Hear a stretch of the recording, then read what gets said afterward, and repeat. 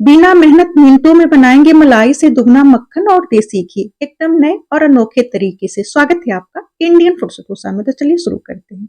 8 से 10 दिन की मलाई को हमने फ्रिज में स्टोर करके रखा हुआ था। नॉर्मल जो पैकेट का दूध आता है उस पर की मलाई है और इसको हमने फ्रीज से 10 मिनट पहले बाहर निकाल दिया था। तो आप देख सकते हैं मलाई थोड़ी सी नरम और मुलायम हो गई है। अब इसे हम किनारे रख देंगे और यहाँ हमने 6 से 8 दिन की मलाई और लिया हुआ है। दो तरह से आज हम मक्खन बनाएंगे। यहाँ हमने गैस चलाकर तवा गरम कर लिया और ये मिक्सी का जार जो है इसे हम गरम कर लेंगे। थोड़ा सा, बहुत ज्यादा गरम नहीं करना है, हल्का सा गरम कर लेना है।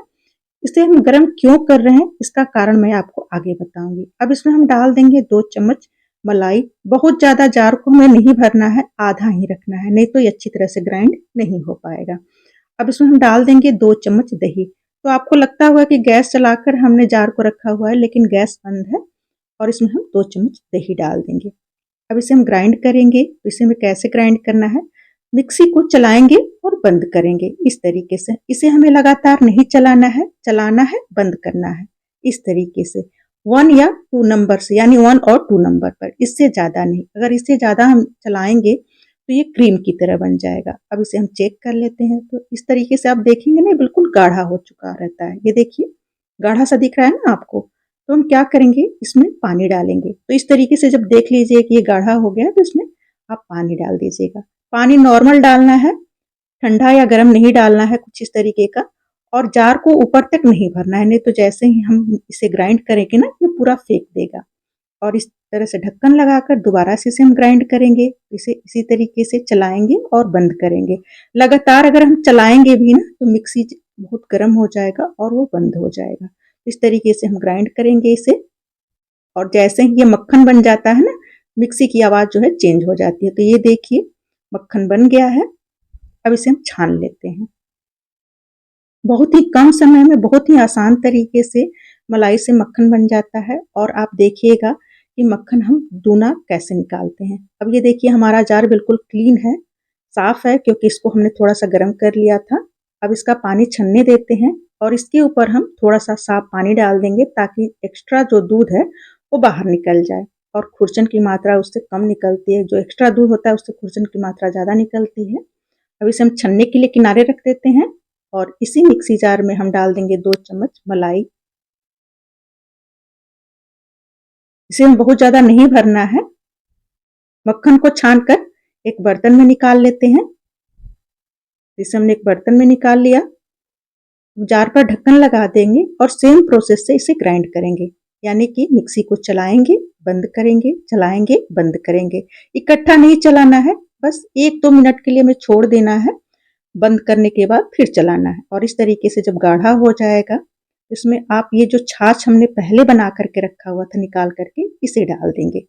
अलग से भी हम पानी नहीं डालेंगे, इसी छाछ से हम दोबारा मलाई को मथेंगे, यानी कि मक्खन निकालेंगे। इसी तरह से हम चलाएंगे, बंद करेंगे।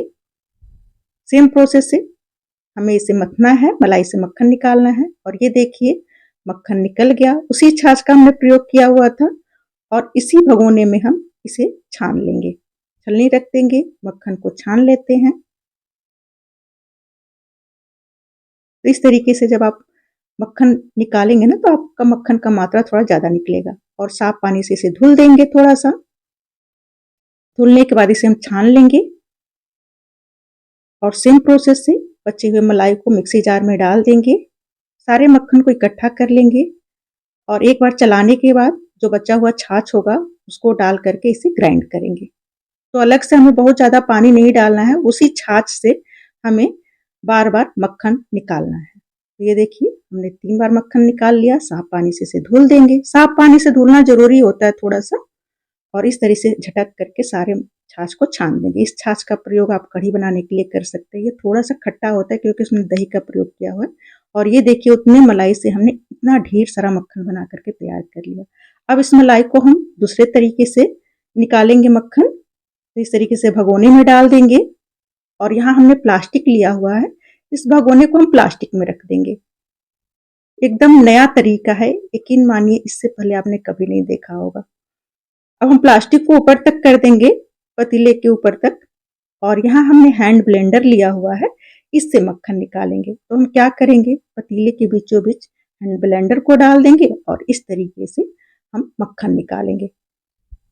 इसे चलाएंगे तो बहुत मतलब हमें बहुत ज़्यादा तेज़ी से नहीं चलाना है, धीरे-धीरे ही चलाना है। तो जो हमने प्लास्टिक इस पे लगाया है ना, इसलिए लगाया है ताकि क्या होता है ना, कभी-कभी ये छींट देता है। तो इस तरीके से देख लीजिए मक्खन निकल गया, यानी कि गाढ़ा हो गया। तो हम क्या करेंगे ना कि इसमें जो छाछ निकाल कर के रखा हुआ था, उसे डाल देंगे। इसमें भी हम अभी पानी का इस्तेमाल नहीं करेंगे, उसी छाछ से इस मक्खन को हम दोबारा निकालेंगे।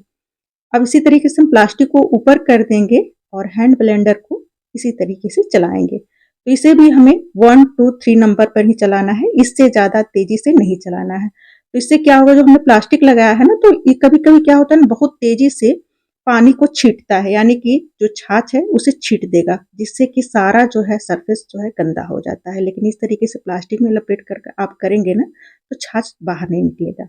और ये देखिए मक्खन बन कर के तैयार हो गया है। तो इस तरीके से थोड़ा-थोड़ा सा अगर आपको लगे तो पानी डाल दीजिए। पतला रहेगा तो मक्खन जल्दी निकलेगा। तो इस तरीके से हमने 2 बार इसमें थोड़ा-थोड़ा करके पानी डाल दिया और ये देखिए मक्खन जो है पूरी तरह से बाहर निकल गया। तो इस तरीके से आप चेक करके देख लीजिएगा। लगभग 4 से 5 मिनट लगता है इस तरीके से मक्खन निकालने में और इसी छाछ में मैं मक्खन को छान लूँगी। तो है ना एकदम नया और अनोखा तरीका। अब ये भगोना भर गया है, जिसे हम किनारे रख देंगे और थोड़ा-सा इसे और छान लेते हैं। तो इस छाछ का प्रयोग हमने कितनी बार किया मक्खन बनाने के लिए और इसी तरीके से आप बार-बार छाछ का प्रयोग करके ढेर सारा मक्खन बना सकते हैं। और ये देखिए पतीला भी हमारा बिल्कुल साफ है और ये देखिए उतने 6 दिन की मलाई से हमने कितना ढेर सारा मक्खन बना करके तैयार कर लिया।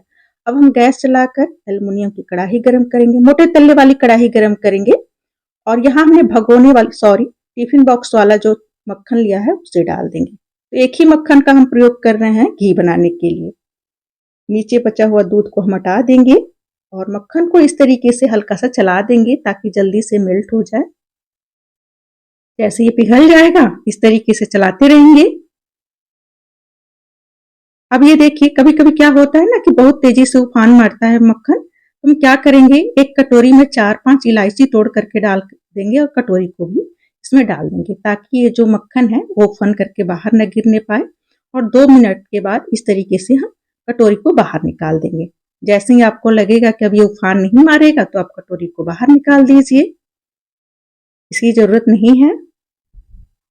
और इसे हम थोड़ा-सा चला कर देखेंगे इस तरीके से। तो जैसे ही आपको लगे कि ये घी बनना शुरू हो गया है, तो आप क्या कीजिए इसे लगातार चलाते रहिए क्योंकि काफ़ी तेज़ी से बर्तन के तल्ले में चिपक जाता है, यानी कढ़ाई के तल्ले में चिपक जाता है। तो इस तरीके से लगातार चलाते हुए पकाएँगे। अब हम इसमें डाल देंगे आधा चम्मच पीसी हुई चीनी, जिससे कि घी की मात्रा थोड़ा ज़्यादा निकलता है और घी हमारा काफ़ी दिनों तक खराब नहीं होता, सुरक्षित रहता है। यहाँ हमने कटोरी में साफ पानी लिया हुआ है, पानी का छींटा मारेंगे। जब घी बनना शुरू हो जाता है ना, तो आप 1-2 बार इसमें पानी का छींटा मार दीजिए।